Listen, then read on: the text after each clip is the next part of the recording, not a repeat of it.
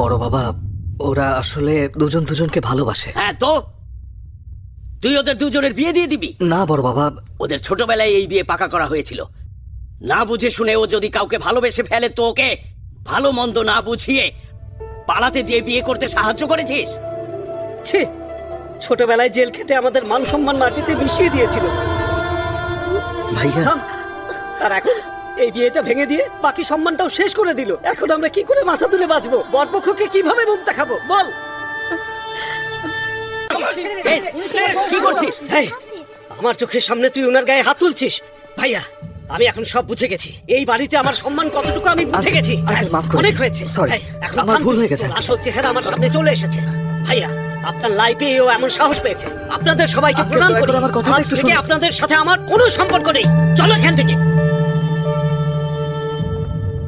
তুই এতটুকুও মাথায় রাখলি না যে মানুষটা একজন মুরব্বী। আজ একটা পরিবারকে ভেঙে এক নিমেষেই তুই টুকরো টুকরো করে দিলি।